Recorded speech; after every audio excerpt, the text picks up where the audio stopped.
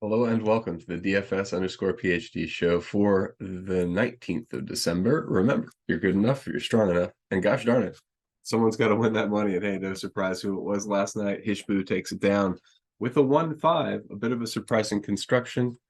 Only left, I think, 500 on the table and a three-way chop. Impressive, and it's in our range, right? Most importantly, was this in our range of lineups? Definitely.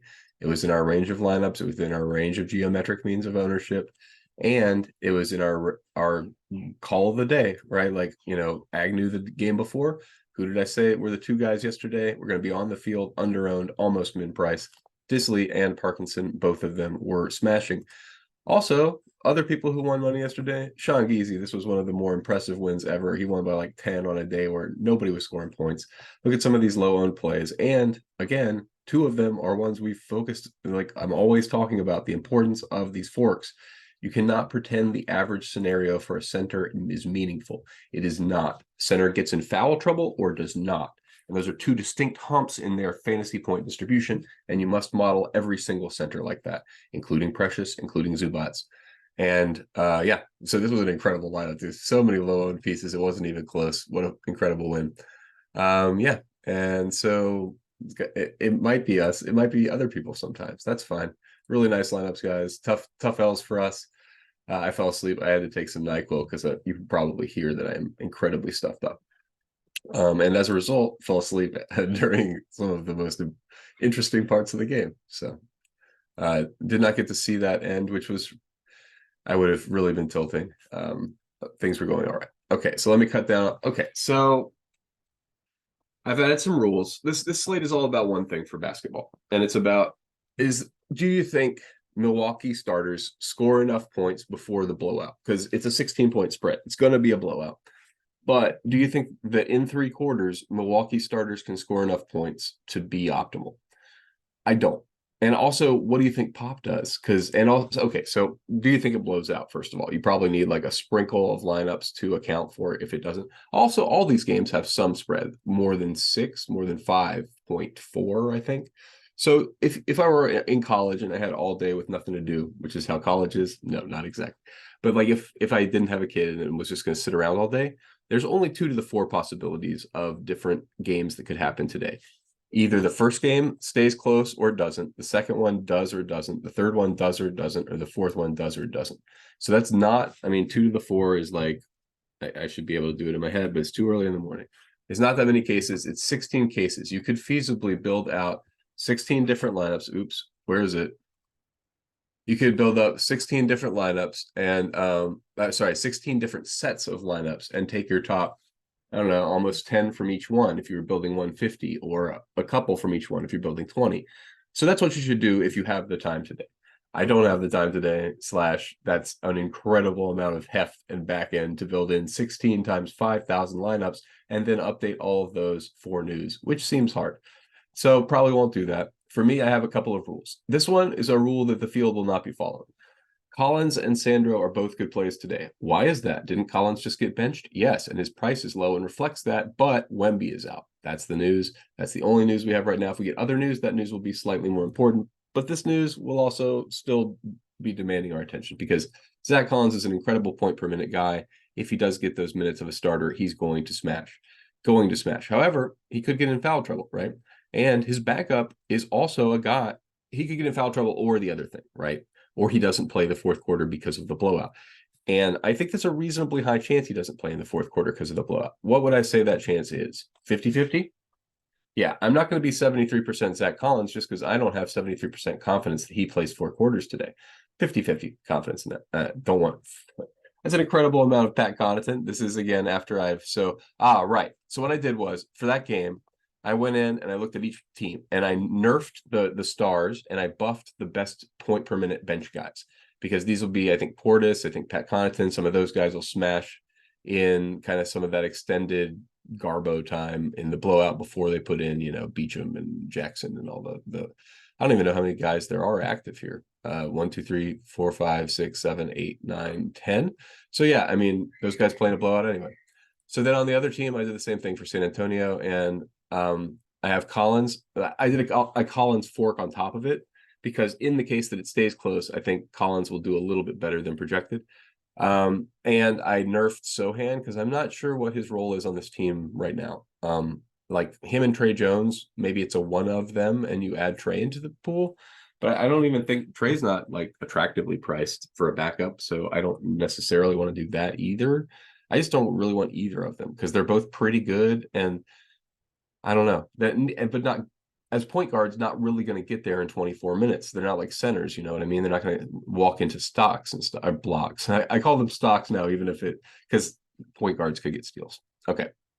But that's how you would do it for each game. If you had the time today, you would go in for each game and you would maybe build out each scenario is what I'm saying here. So you would have the blowout scenario and the close scenario. And so for each game, you would go to team stacks. I didn't edit this at all today because didn't need to, understood that it's this one game that matters, and that's reflected in the point totals with the blowouts. Yeah, I think good job Vegas today. I've got no notes on the lines. Let's see. So that's basically the only thing that matters is what are you going to do with those two guys today? And so I just made the decision I'm going to 50-50 them. You don't have to, and that's another point I want to stress. Right now, we're expecting 129% ownership between these two gentlemen, which means 29% will be played together. So my rule is not accessing a significant portion of phase space today that a lot of people will, and I think they're wrong, and I think I'm right. I don't think that there's a 29% chance that Zach Collins smashes enough to keep this game close, and then Sandro comes in. There's just I don't see how they get there together. Sandro in 12 minutes is going to smash? No way. So, and Collins has to have, I guess that would be it. If they both play 28 minutes, right? But then what circumstance is that exactly? And also, yeah, at 28 minutes with Collins's current price, what is his price? 5K, 4,800, 4,900. Could he get there in 28 minutes? He could get pretty close. He still could be an optimal value in 28 minutes. Yeah, I might have to relax that Collins or Sandro rule. But I don't want to because I want to keep Sandro buffed. Oh, okay. Okay. I've talked myself into doing the following: undoing that rule and undoing my buffed Collins because he's already an attractive value. And maybe I do more. Okay, yeah, because I can control it in the sum of their ownership to figure out, because if there's if I have in my exposures 129%, that means I have 29% with both of them, right? So I think I'm going to do that, controlling on the back end, and I think I want to make Sandro as good of a value as Collins, because I think this game 50-50 blows out. And in the case where it blows out, I want them to be a coin flip of value. So what is that, 23.9, 7.97, I don't know, 8.5? Am I being that much of a pedant that I want them? No, 38. 20, what was it, 23.85? Is that where we were? It was. Okay, so now that I did it again. 20. No, where did he go? Oh, okay, don't do it like this. This is not I'm just gonna leave it at that, and they will be clearly the two best plays of the slate. 9. Okay. I think because I want Sandro to be a slightly better play because I think it's going to be a blowout. Yeah. Yep. Okay. I agree with that. Although, and I mean, I'm sorry, guys, too. I know a lot of you guys played two people on my general advice, James Johnson and Richaun Holmes, that were both relatively chalky and did not play last night. I'm sorry, but also I played them too, so we all lost money. I'm not changing my process. I think you got to play guys who might not play. I mean, I won $100,000 playing the guy who might not play. So, I mean, it doesn't feel, I got to tell you, once you're on the other side of that, it just doesn't feel as bad on the nights where you take the 0 because you know the upside.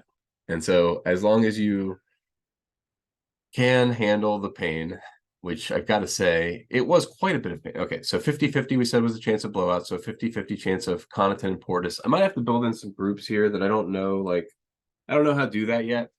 But I might need to build in a set of guys who smash together because I don't want I don't know. I guess some guy could smash in regular time and then some other backup smash also alongside him. So I don't think I want to build in the group rule I was just imagining would be nice for some reason. But yeah, like I should really rerun this just because the percentages won't be right. I'm gonna have my first two, my top two core guys, just like everybody's today, will be Collins and Sandro. And yeah, it was a mistake to set any rules that got me to a place where that wasn't the case. Other rules today: Nurkic foul trouble. I buffed Nurkic and Eubanks and added a fork between them. That's the only other guy. I didn't see Brolo as an opportunity. I guess I have a Valanciunas rule, but it's like unclear what the backup situation would be for them.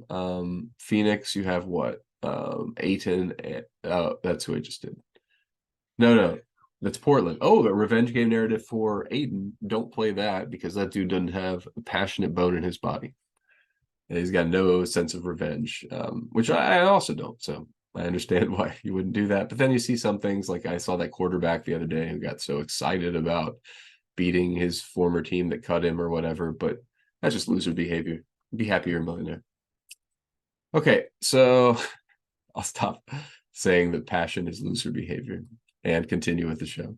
Nurkic that's way too much Nurkic. What do we think the chance Nurkic doesn't get in foul trouble? I don't know, 35%. I think at some point in the game, we got a better than average chance that Nurkic does not see full minutes. I know I have to rebuild. That's not surprising any of us. Okay, so I don't want that much Brandon Ingram or Jalen. There's no real reason for Jalen Brown. What's his price at?